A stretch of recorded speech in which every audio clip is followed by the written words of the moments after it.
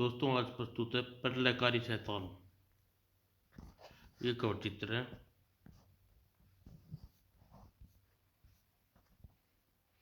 मिस्र की राजधानी कोहिरा स्थित एक इमारत कुछ रहस्यमय लोग की मीटिंग चल रही थी। कोहिरा में विश्व के 4 बड़े वैज्ञानिक की बैठक होने जा रही थी। इनमें से 4 वैज्ञानिक का अपहरण करना है। हाँ, यह हमारे प्रोजेक्ट के लिए बहुत ज़रूरी है। स्विट्जरलैंड के विश्वविख्यात एटॉमिक वैज्ञानिक प्रोफेसर पॉल सरमन मिस्र के फैजान शहर में कोहिरा पहुंचने के लिए कार से यात्रा कर रहे थे। हम कोहिरा कब तक पहुंच जाएंगे ड्राइवर? लगभग 4 घंटे में सर। तभी हेलीकॉप्टर की उड़ान भरते हुए आकाश में गुजरा। शायद उसका चालक पागल हो गया है। मुझे तो कुछ और चक्कर लगता है सर। हेलीकॉप्टर का छोटा चक्कर लगाकर सड़क के किनारे उतर गया। ओह, उन्होंने हमारा रास्ता रोक लिया। ड्राइवर कार रोकनी पड़ी। शायद वह लोग डाकू हैं।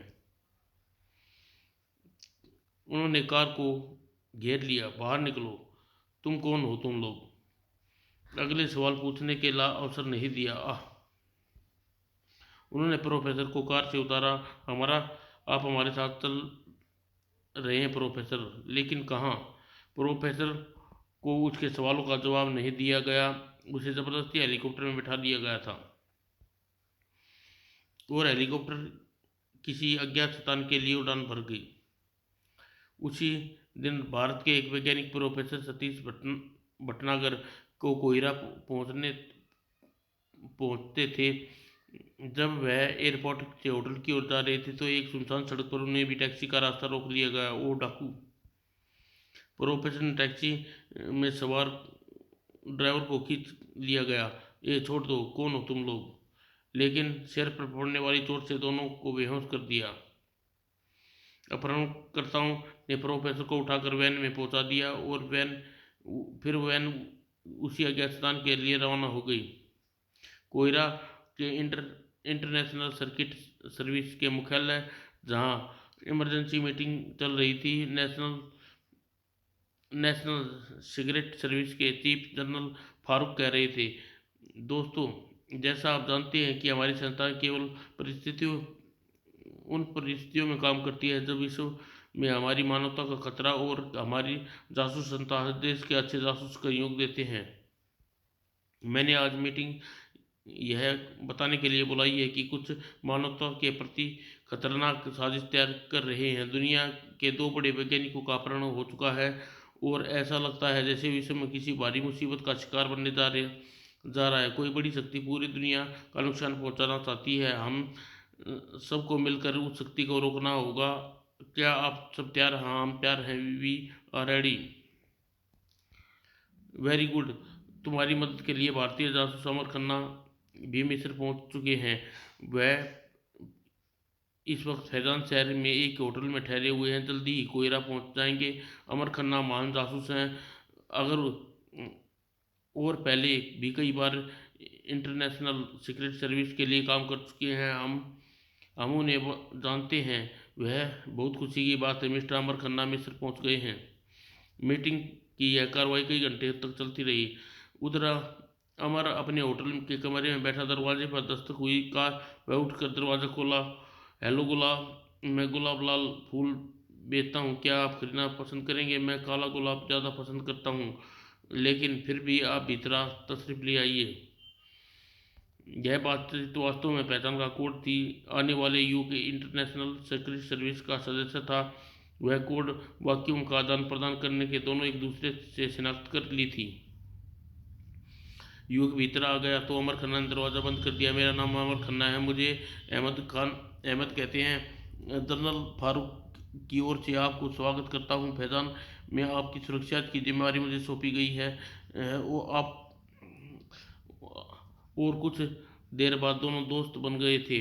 आपके सहायक अकबर साहब तो आने वाले थे। हाँ, लेकिन अचानक एक एक्सीडेंट में उनके हाथ में फ्रैक्चर हो गया। वह नहीं आ सका। I am sorry. खैर, आप अपना प्रोग्राम तो जानते हैं ही है ना। हाँ, मुझे कुछ दिन यहीं रुकना है और फिर कोहिरा आना है। लेकिन मैं हैरान हूँ कि जनरल फारूक मुझे सीधे कोयरा क्यों नहीं बुलाए। यह तो मैं यह तो जनरल ही जाने। मैं तो आपको यह कहने आया था कि फैजान मेरे मेहमान हैं। आप यहाँ की सैर करवाऊंगा और यहाँ के निर्धारित समय पर आपकी कोहिरा की रात रवानगी का प्रबंध कर दूंगा। थैंक्स अहमद। और कुछ देर बाद अहमद जाने के लिए खड़ा हुआ। सुबह 9 बजे तैयार रहिएगा, मैं गाड़ी लेकर आऊँगा और आपको घूमने ले चलूँगा। ओके। अहमद के जाने के बाद वह कुर्सी में बैठ गया। एक पत्रिका देख रहा था कि फ़ोन की घंटी बज उठी। उसने फ़ोन उठाया। दूसरी तरफ से सरसराता हुआ स्वर सुनाई दिया। अमर खन्ना, तुम मिस्र क्यों आई हो? अगर जीवन प्यारा है तो तुरंत ही लौट जाओ। तुम कौन हो? तुम्हारी अपनी मौत कह सकते हो? सुनकर अमर हैरान हो गया। दूसरी तरफ से अमर को फ़ोन कर दिया।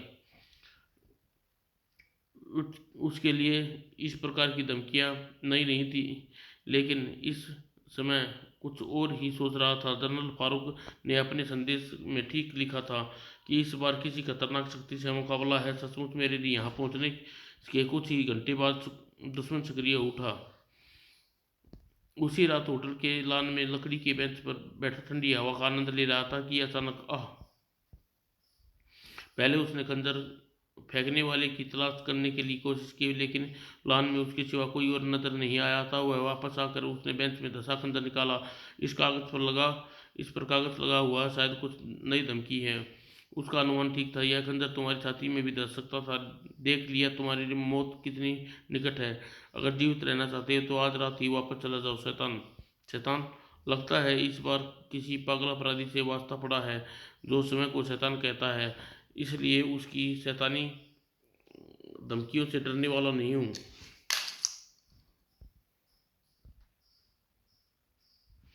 उसको वापस जाने का कोई इरादा नहीं था, लेकिन अपने कमरे में आकर सोने के लिए लेट गया। देखते हैं मिस्टर शैतान अगली धमकी किस प्रकार देंगे।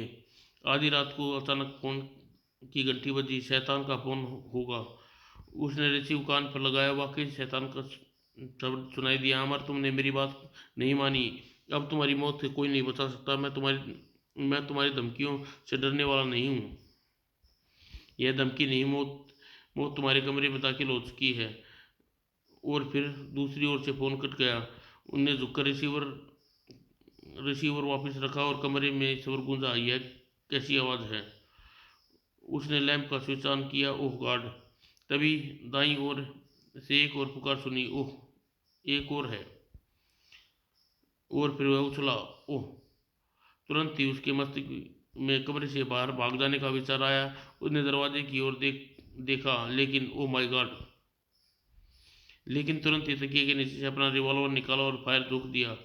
लेकिन कालीन पर बैठे कोबरा को शायद अमर की यह हरकत पसंद नहीं आई। उसने अचानक छलांग मारी और बेड पर आ गिरा। Oh no! फिर दूसरा फायर किया और फिर तीसरा। कोबरा सोफे पर से निकट आकर तेजी से उसकी ओर आ रहा था। तभी चौथे कोबरा पर हमला करने का मौका मिला गया, मगर अमर ने फुर्ती से उसके फर को दूसरे में धकेल लिया। यह तुम्हारी मेरी मौत बन सकता था। सचमुच मेरी मौत बन सकता था। वह पूरी शक्ति से सांप की गर्दन दबाता रहा। आखिरकार वह मरकर उसके हाथों में झूल गया। तभी दरवाजे पर दस्तक हुई। मृत कोबरा को हाथ में लटकाए उसने दरवाजा खोला। ओह सांप सांप, यह सब क्या है मिस्टर? यह कोबरा है और अभी ऐसे 3 कोबरा और कमरे में हैं। क्या आप होटल के यात्रियों को जीवन की खिलवाड़ किया जाता है? आई एम वेरी सॉरी, लेकिन मेजर बेचारा इतना घबरा गया कि उसने मुंह से शब्द नहीं निकल रहे थे। सुबह अहमद आया और अमर ने रात की घटना बताई। हमारा शत्रु सचमुच खतरनाक है। उसके 4 कातिल सांप मेरे कमरे में छोड़ दिए। ओह, सचमुच बहादुर हैं। आपकी जगह कोई और होता तो सांपों का मुकाबला नहीं कर पाता। मेरा ख्याल है शैतान मुझसे कुछ और ज़्यादा भयभीत है और वह अगले हमले की तैयारी कर रहा होगा। आपका ख्याल बिल्कुल ठीक है। अब यहाँ रहना उचित नहीं। फिर मैं कहाँ जाऊँ? आप कल सुबह ही कोहिरा के लिए रवाना हो जाएं। आपके लिए गाड़ी का और ड्राइवर का प्रबंध कर दूंगा। और अगले दिन वह कार द्वारा कोहिरा जा रहा था। कोहिरा काहिरा इंटरनेशनल सर्विस का एक एजेंट ड्राइवर उसके रूप में उसके साथ था। को काहिरा पहुंचने में हमें कितना समय लग जाएगा जावेद? हम सीधे रास्ते से काहिरा नहीं जाएंगे। आपको ऐसे रास्ते से ले चलूंगा जिसमें ज़्यादा से ज़्यादा समय लगे। इस प्रकार आप उसी दिन काहिरा पहुंचेंगे जिस दिन जनरल फारूक यहाँ आपको वहाँ चाहते हैं।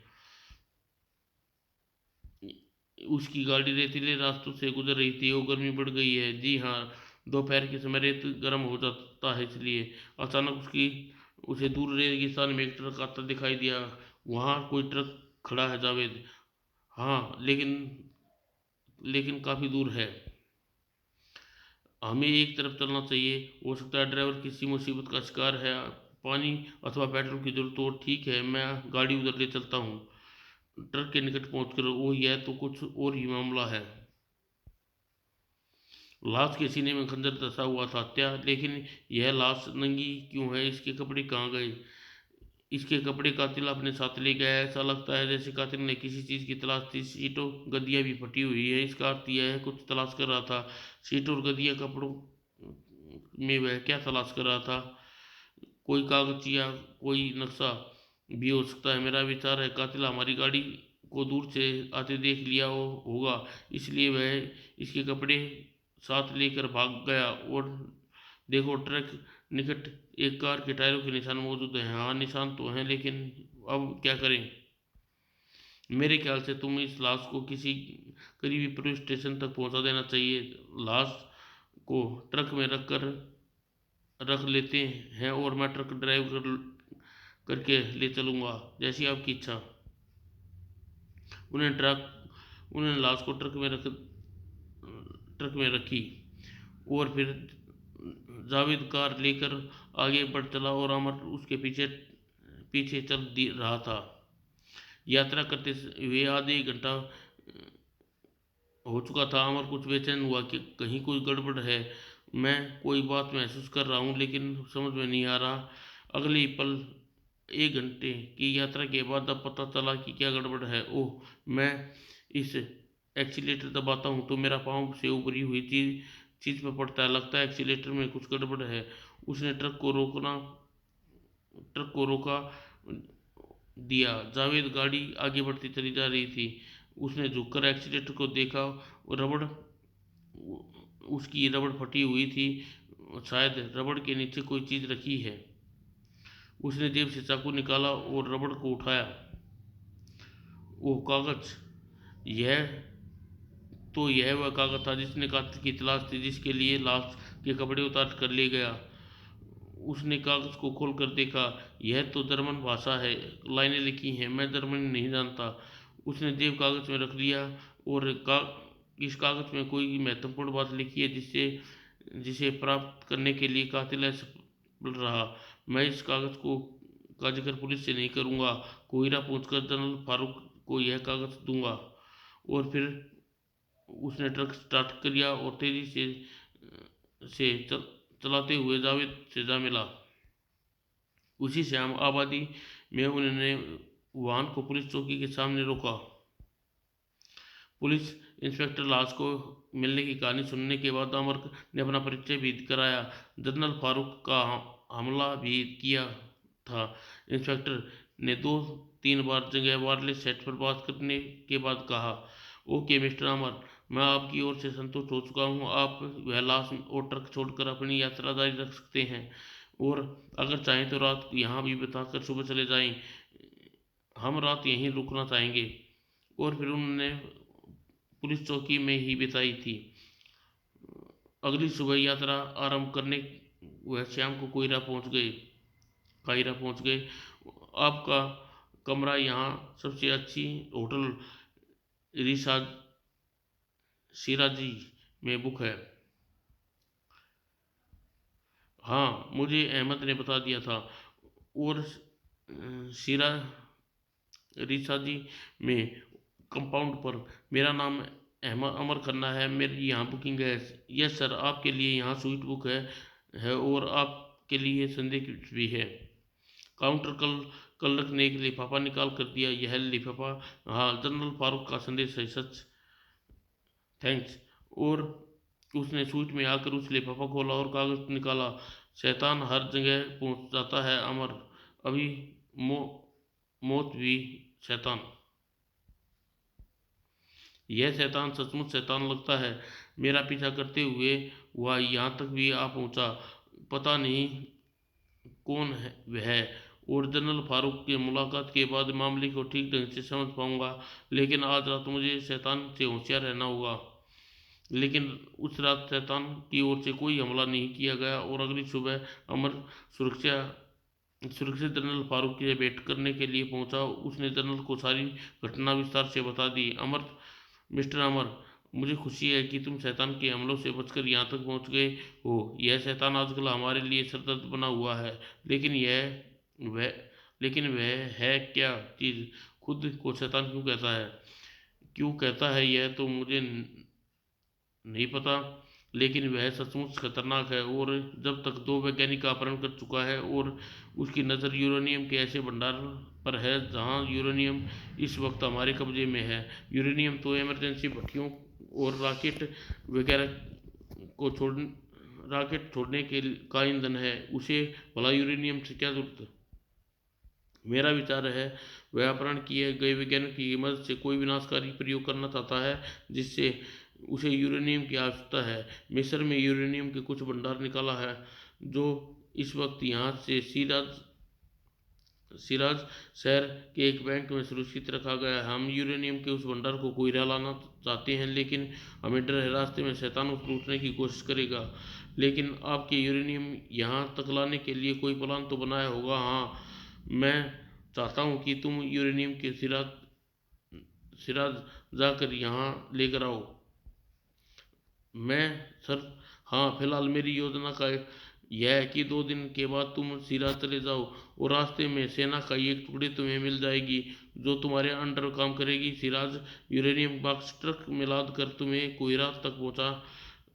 कोयरा के लिए चलोगे, पर यूरेनियम को यहाँ तक सुरक्षित पहुँचाना तुम्हारी ड्यूटी होगी। शैतान कोई लालच देकर तुम्हें जबरदस्ती यूरेनियम तुमसे छीनना चाहेगा, लेकिन मुझे विश्वास है कि तुम उसकी हर चाल को विफल कर सकते हो। भरोसे के लिए धन्यवाद सर, मैं आपके आदेश का पालन करूंगा। बाई द वे, आप लाश के बारे में कुछ पता करना है जो मुझे रेगिस्तान में मिली थी? वह लाश हमारे एक एजेंट की थी अमर, और कोई महत्वपूर्ण जानकारी लेकर मेरे पास आ रहा था, लेकिन शैतान ने उसे रास्ते में समाप्त कर दिया और जानकारी भी ले गया। वह जानकारी शैतान नहीं ले जा सका था सर। वह कागज मुझे उस ट्रक के एक्सीलेटर के पैडल में छुपा मिला था। ओह, यह कागज लाकर तुमने मुझे बहुत बड़ा काम किया है अमर। तुम्हें जिस प्रकार मिला उसे लगता है कि खुदा भी हमारी मदद कर रहा है। जनरल ने कागज खोलकर देखा। इस पर जर्मनी भाषा में संदेश है। इसे पढ़ने के लिए विशेषज्ञों के पास दूंगा। इस पर लिखे संदेश को भी मैं भी नहीं पढ़ सका। मैं भी जानना चाहता हूँ सर। रिपोर्ट आने पर मैं तुम्हें बताऊंगा। फिलहाल तुम यह फाइल ले जाओ। इसमें हमारे हर एजेंट की पहचान और कोड वाक्यों की पूरी सूची है। इसे पढ़ने के बाद फाइल को जला देना। यदि याद रहे, अगर तुम यह कोड दुश्मनों को मालूम हो गए तो हमारे सभी एजेंट का राज खुल जाएगा। आप फिक्र न कीजिए, यह कोड याद करते ही फाइल को जला डालूंगा। उसी रात अमर एक समय गुजारने के लिए कोयरा के एक मशहूर नाइट क्लब में बैठा था। अरबी संगीत और नृत्य दोनों ही लाजवाब होते हैं। तभी एक बेरा प्लेट पर लिफाफा लेकर आया। यह आपके लिए सर, मेरे लिए। बेरा चला गया। उसने लिफाफा खोला। मैं टॉयलेट में आपकी प्रतीक्षा कर रहा हूँ, चलना फालूक। ओ जनरल भी क्लब में है। तुरंत ही वह हॉल के बाहर कॉरिडोर में टॉयलेट बना था। वह टॉयलेट में प्रवेश किया। धोखा। लेकिन यह लेकिन इस तरह के हमलों से निपटना जानता था। नीचे गिरने वाले खंजर फेंकना मारा गया। अमर फुर्ती से उसके साथी को सामने खींच लाया और फिर अगले ही क्षण उछला और बूट की ठोकर दुश्मन की कनपट्टी पर मारी। चोट भरपूर थी, वह तुरंत बेहोश हो गया। दुश्मन बराबर मुझ पर नजर रखे हुए हैं, मुझे यहाँ ठहरना अब उचित नहीं होगा। क्लब से बाहर जावेद गाड़ी की मौजूद था। होटल वापस चलो, यहाँ शैतान यहाँ पर हर तरफ शैतान का जाल फैला हुआ है। अभी दो आदमी मेरी हत्या करनी चाहिए। आपको सावधान रहना चाहिए अमर साहब, यह शैतान का तो हाथ धोकर आपके पीछे पड़ गया है। कहकर जावेद ने गाड़ी स्टार्ट कर दी और वो पार्किंग से बाहर निकला। अगली सुबह अमर पहली बार शैतान के दर्शन हुए। अब समय जब जनरल फारूक से भेंट करना जा रहा था। गाड़ी तेज चलाओ जावेद, मैं जनरल की प्रतीक्षा नहीं कर रहे होंगे। मैं आपको ठीक समय पर पहुंचा दूंगा। और गाड़ी नदी के बने पुल में प्रविष्ट हुई। दूसरी ओर से एक कार बहुत तेजी से आ रही थी। जावेद, वह कार बहुत तेजी से आ, तुम उसे साइड में ले जाओ। वह गाड़ी निकट आ गई और अचानक ही कार तेजी से घूमी। बचो जावेद, बचना। Oh damn. दोनों गाड़ी आपस में रगड़ खाती हुई गुजर गई। कितनी भयानक चेहरा है। अगर वह ठीक समय पर ब्रेक न लगाता तो हम नदी में गिर जाते। यह हमला था जावेद, हमें वह जानबूझकर नदी में गिराना चाहता था। इसका मतलब वह शैतान है सर। मैं हाँ, मैं इस गाड़ी में बैठे उस व्यक्ति को एक नज़र देखा था। बड़ा भयानक चेहरा था उसका, शैतान से भी ज़्यादा भयानक और डरावना।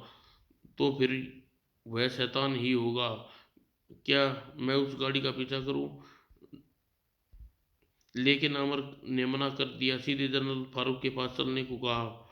जनरल ने इस ताजे हमले की घटना सुनकर कहा, तुमने जिस व्यक्ति को देखा वह शैतान। मेरे एजेंटों की रिपोर्ट के अनुसार शैतान का वही हुलिया है जो तुमने बयान किया। इसका अर्थ यह हुआ कि अब असफलताओं के बाद वह खुद मेरी हत्या करने के लिए मैदान में उतर आया।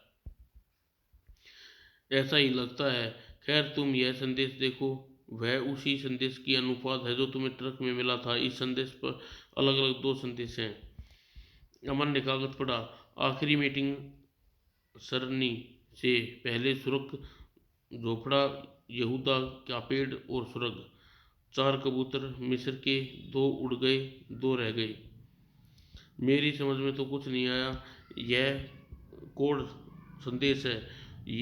यह इस एजेंट का निजी कोड रहा होगा जिसकी हत्या हुई है। पता नहीं वह इस संदेश के द्वारा हमें क्या बताना चाहता था। क्या हमारे डिकोडिंग एक्सपर्ट कोड को हल नहीं कर पाए? नहीं, लेकिन वह कोशिश कर रहे हैं। तुम भी इस तरह के कोड हल करने में दक्ष हो। कोशिश करना, कुछ समझ में आ जाए। मैं ज़रूर कोशिश करूँगा। वैसे कल सिराज जा रहा हूँ मैं। हाँ, तुम कल सुबह रवाना हो जाओ। फौज का दस्ता तुम्हें रास्ते में मिल जाएगा। वह टुकड़ी भी एक तरह संयुक्त देशों की है। हार्डी का उसका रिचार्ज है।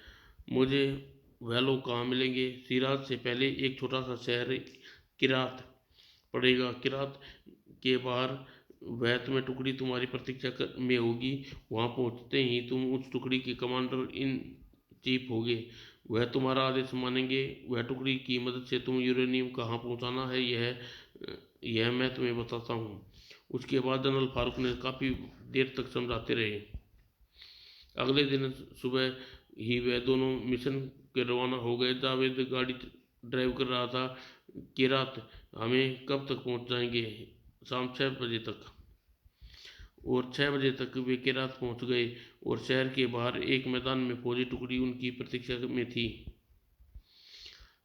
कैप्टन हार्डी ने उनका स्वागत किया। वेलकम सर, आदेश है कि आप अंडर में रहकर काम करूं। अंडर की बात छोड़िए, हम दोनों की तरह दोस्तों की तरह काम करेंगे। हमारे दस्ते में कितने सिपाही हैं? 50 सिपाही हैं। 3 बख्तरबंद गाड़ियां हैं, 2 ट्रक हैं, 2 जीप हैं, 2 कारें हैं। किसी भी तरह की लड़ाकू हमारे पूरी हथियार मौजूद हैं। गुड, आज रात को हम यहाँ आराम करेंगे और सुबह यात्रा आरंभ हो करेंगे। सिराज से पहले एक रात हम अदनान शहर में रुकेंगे। यहाँ मुझे इंटरनेशनल सर्किट सर्विस का एक एजेंट से मिलना है। वह रात को अमर को एक फौजी टेंट में बिताई, लेकिन उसे नींद नहीं आई। मस्तिष्क में वही कोड का चकरा रहा था। आखिरी मीटिंग सरगनी में और सुरग झोपड़ा यहूदा पेड़ पेड़ सुरग 19। यह सब क्या है? सबसे पहला सवाल तो यह है कि सर सरनी क्या है? यह शब्द मैंने कहीं सुना जरूर है, लेकिन याद नहीं आ रहा। और घंटों सोचने के बाद भी उसे कुछ समझ में नहीं आया पाया और फिर सो गया। अगली सुबह उसका काफिला अगनाद शहर की ओर चल दिया। काफिला की रात शहर से होकर गुजरा। सुना है यह शहर काफ़ी सुंदर है। जी हाँ, यहाँ की रातें मशहूर यहाँ की रातें बहुत मशहूर हैं, विशेषकर नाइट क्लबों की रातें। अचानक अमर की नज़र एक व्यक्ति पर पड़ी, शैतान। और एक क्षण के लिए उसकी नज़र एक शैतान से मिली। फिर शैतान पलटा और तेजी से भीड़ में गुम हो गया। जावेद, शैतान यहाँ भी है, मैंने अभी उसे यहाँ देखा। तो चलिए उसे घेर लेते हैं, फिर ऐसा मौका नहीं मिलेगा। नहीं जावेद, हमारा पहला मिशन यूरेनियम को सुरक्षित कोयला पहुँचाना है। शैतान तो हम बाद में निपट लेंगे, ओके। जब शाम होती उसका काफिला अंदनांत शहर के 40 मील दूर था। स्टाफ काफिला रुक गया और कैप्टन हार्डी जीप से उतर गए निकट आया। कैप्टन, शहर में हम सुबह दाखिल होंगे। आज रात हम यहीं बिताएंगे। मैदान में कैंप लगाया जाए और इस क्षेत्र में वैश्विक कबायली रहते हैं जिसका पेशा लूटमार, और सारी गाड़ियों में गोल दायरे में खड़ी कर दी जाए और सुबह इनके मुँह अंदर की तरफ रहेंगे और सब लोग गाड़ियों में सोएंगे। 10 आदमी पहरा देंगे। पहरेदारों को बता देना कि कबाली भेड़ों की खाल ओढ़ कर और भेड़ों की तरह चलते हुए आते हैं, इसलिए ज़रा भी आहट पर गोली पहले चलाई जाए, बाद में बात पूछी जाए। तुरंत ही पड़ाव डाल दिया गया। आप टेंट में आराम कीजिए, ओके। मैं ड्राइवर जावेद को भी यहीं भेज दीजिए। टेंट में लेटने के बाद रात को अमर नींद नहीं आई। वह कोड का संदेश से परेशान था। जावेद सर, सिरनी किस चीज़ को कहते हैं? सिरनी बिगुल नुमा एक साज का नाम है जो बंजारे खास मौके पर बजाते हैं। ओह हाँ, याद आया। सिरनी साज एक म्यूजियम में रखा देखा था, लेकिन यह साज किन मौक़ों पर बजाया जाता है? कबीले में नाच के वक्त, सुबह होने से पहले जब कबाली लड़ने जाते हैं, या पूरे चांद पर? जावेद उत्तर सुनकर मस्तिष्क में वह कोड के संदेश फिर घूमने लगा।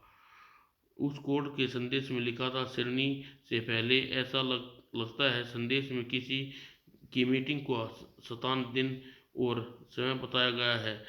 अगर यही मान लिया जाए कि वह मीटिंग सुबह से पहले या पूरे चांद के समय होगी, लेकिन यह अभी पूरी तरह कुछ नहीं समझ पाया, लेकिन सोते सोते सो गया। फिर वह रात बिना किसी अप्रिय घटना के बीत गई और सुबह उनका काफिला अनंतनाग शहर में प्रविष्ट हो गया। यही है वह होटल जहां जनरल फारूक के एजेंट से मिलना है। अमर ने होटल के में कमरा ले लिया और कफिले से बाहर मैदान में पड़ाव डाल लिया। जनरल ने कहा था कि वह एजेंट खुद मुझसे मिलने आएगा। उससे आने में मैं नहा धोकर थकान उतार लूँ। वह नहाने के बाद बैठा काफ़ी पी रहा था। शायद वह आ गया है। उसने उसका दरवाज़ा खोला। हेलो, मुझे मिस्टर गोल्डन मैन से मिलना है। यही कोड है, परिचित मांग रहा है। ओह, मिस्टर गोल्डन मैन तो यहाँ नहीं है, लेकिन आयरन मैन से आपकी भेंट हो सकती है। कोड वाक्यों के द्वारा आदान प्रदान पहचान की गई। अमर उसी कमरे में ले आया। मेरा नाम सारिक है, मुझे अमर खन्ना कहते हैं। मिस्टर अमर, मुझे जनरल फारूक के लिए कुछ जानकारी देनी है। अफसोस कि मैं अभी वह जानकारी प्राप्त नहीं कर सका हूँ। ओह, लेकिन तो यहाँ ज़्यादा नहीं रुक सकता? जनरल से कह ने कहा कि अदनान में एक रात से अधिक न ठहरे। मुझे आपके मिशन की जानकारी है, इसलिए मैं आपको रोकने को नहीं कहूँगा। सुबह चले जाइएगा। वापसी पर आपके फिर यहाँ से गुजरना है, उस वक्त आपके से फिर से मिल लूँगा। लेकिन एक बात आपको बता दूं कि दुश्मन को मुझ पर संदेश हो चुका है। मेरी जान को सख्त खतरा है, इसलिए अगर वापसी पर मैं आपसे न भी मिल सकूँ तो इस शहर में जामा मस्जिद के बाहर खड़े एक अंधे फकीर के पास चले जाइएगा। फकीर का नाम अब्दुल है और वह वर्षों से मस्जिद के बाहर भीख मांगता है आया है, इसलिए आप उसे आसानी से तलाश कर सकते हैं। फिर सारिक वापस लौट गया। सुबह उसका काफिला रवानगी के लिए तैयार था। अब हम लोग सीधे सिराज पहुंच कर ही रुकेंगे। Okay sir. तभी सिराज के एक ओर से भागता हुआ आया। ओह मिस्टर सिराज। अमर, मैं आपको यह बताने आया हूँ कि मेरी जान को सख्त खतरा है। कल रात कुछ लोग मेरे मकान में घुसकर तोड़फोड़ की। फिर तो यहाँ यहाँ रहना खतरनाक है। आप हमारे साथ चलिए। नहीं, मैं डरपोक नहीं हूँ। मुझे जनरल के आदेश का पालन करना है। मैं केवल यह कहने आया हूँ कि वापसी पर न मिलूँ तो न मिलूँ। आप आंधे के फकीर से ज़रूर मिल लेना। और तभी एक गोली चली। आह गॉड गॉड, यह गोली मुझ पर चलाई गई थी। मैं देखता हूँ। लेकिन अमर ने हार्डली को रोक दिया। मैं यहाँ कोई हंगामा नहीं चाहता कैप्टन। आप फौरन काफिले को कूच करने का आदेश दीजिए। यस सर, मैं थैंक यू, मैं चलता हूँ। और शाम से पहले ही उनका काफिला सिराज शहर के निकट पहुंचा गया और शहर से कुछ पहले ही ऊंची पहाड़ियों के पुराने खंडरों को दिखाई दिए। वह खंडर कैसे अजाब यह पुराना किला था जो बिल्कुल टूट गया है, लेकिन पर्यटन इसे देखने आते रहते हैं। अमर ने किले के खंडरों को देखने में रुचि दिखाई और कैप्टन हार्डली तथा जावेद के साथ पहाड़ी पर पहुंचा। खंडर के बीच में उन्हें किसी गुफा का मुहाना नजर आया। यह तो कोई गुफा है, हाँ, लेकिन कुछ दूर जाकर बंद हो गई। वैसे भीतर काफी सफाई है, मगर भीतर कोई नहीं जाता। स्थानीय लोग का कहना है इसमें भूतों का डेरा है। मैं तो भूतों से मुकाबला करके आता हूँ। कोई खतरा हो तो आवाज दीजिएगा। कुछ देर बाद भीतर जाकर अमर वापस आ गया। अंदर तो कुछ भी नहीं है। 50 गज के बाद सुरंग बंद हो गई, लेकिन अंदर काफी चौड़ी और सफाई भी है। और जिस समय अमर खंडर की सैर करने जा रहा था तो उसी समय अदान शहर में सारिक को मौत से जूझ रहा था। छोड़ दो। और लेकिन सारिक का अंत समय आ चुका था। कुछ ही क्षण बाद वह ठंडा हो गया और नकाबपोश लाश को छोड़कर गायब हो गई। सिराज शहर में अमर जनरल फारूक रिटायर्ड कर्नल से फारूक से मिला। हेलो मिस्टर अमर, मैं आपकी प्रतीक्षा कर रहा था। थैंक्स जनरल, मुझे कहा गया था कि आप मुझे बैंक से माल की डिलीवरी दिलाएंगे। जी हाँ, मुझे जनरल के आदेश मिला है। कल बैंक बंद है। परसों सुबह माल आपको निकाल कर आपको सौंप दूंगा। ओके, कल मुझे फुर्सत रहेगी, इसलिए मैं शहर की तफरीह करूँगा। प्यारे दोस्तों, यहाँ तक की घटना आप पढ़ चुके हो। आनंद आ रहा होगा। परसों मुझे यूरेनियम की खेप लेने यहाँ से जाना है। जिसे शैतान वह शैतान मुझसे छीनने की कोशिश जरूर करेगा। आप देख चुके हैं कि शैतान कितना खतरनाक अपराधी है। हाँ, कोड उस कोड वर्ड को भी हल करना है जिसे सरनी का सुरख झोपड़े वगैरह का जिक्र था। आने वाली घटना बहुत रोमांचक है, इसलिए आनंद शैतान की मौत नामक कॉमिक्स में पढ़ना। ओह, आपको तफरीह के लिए बाहर जाने की ज़रूरत नहीं। कल दोपहर मेरी कोठी में एक बहुत बड़ी दावत है जिससे शहर में सभी धनवान लोग आ रहे हैं। पार्टी शेख मुसलमान भी आ रहा है और मैं आपको उससे मिलवाना चाहता हूँ। यह शेख मुसलमान सुलेमान कौन है? शेख सुलेमान यहाँ का बहुत धनी व्यक्ति है। एक बहुत बड़े महल में रहता है जिससे चारों ओर सुंदर बाग हैं अपने इन बागों को वह जन्नत का बाग कहता है। और मज़े की बात यह है कि हमें संदेह हुआ कि सुलेमान का संबंध शैतान से भी है, इसी वजह से मैंने उससे उसके संबंध बढ़ाए और आपको भी उससे मिलवाना चाहता हूँ। अभी दावतें देने का बहुत शौक है और हो सकता है कि वह आपको भी दावत दे दे। और मेरा मशवरा कि अगर आपको ऐसा है तो उसकी दावत कबूल कर लीजिए और एक बार फिर उसकी जन्नत ज़रूर देख के आइए। ओके। अमर फारूक। अमर मारूफ उस कोड संदेश के बारे में बता दिया। मैं इस संदेश को समझ नहीं आ रहा कि आप कोई नतीजा निकाल सके। मुझे अजीब सा महसूस हो रहा है। संदेश में कुछ बातें परिचित सी लगती हैं लेकिन कुछ याद नहीं आ रहा। मेरी हालत आप जैसी है, लेकिन मैं कुछ इस तरह सोच रहा हूँ कि 19 तारीख को सरनी एक सजा साज का नाम है जो चांदी रात या सुबह होने पर बजाया जाता है। जो हो सकता है कि वह मीटिंग कल ही हो। सवाल यह उठता है कि सुर्ख झोपड़ा और यहूदा का पेड़ क्या है, इन शब्दों का क्या राज है। मिस्टर अमर, मेरा मशवरा है कि यह फिलहाल आप इस संदेश को भूल जाइए और अपने मिशन पर ध्यान केंद्रित कीजिए जिसके लिए आप यहाँ आए हैं। शायद आप ठीक कह रहे हैं। मेरे काफिले में न तो काफिले ने तो आपकी कोठी से बहुत कुछ दूर पड़ाव डाल रखा है, लेकिन जनरल जनरल ने कहा कहा था कि मेरे ठहरने का प्रबंध आप करेंगे। प्रबंध हो चुका है, आप यहीं मेरे साथ रहेंगे। अमर धन्यवाद दिया और चूंकि काफ़ी थका हुआ था इसलिए तुरंत ही आराम करने के लिए अपने कमरे में चला गया। क्रमश से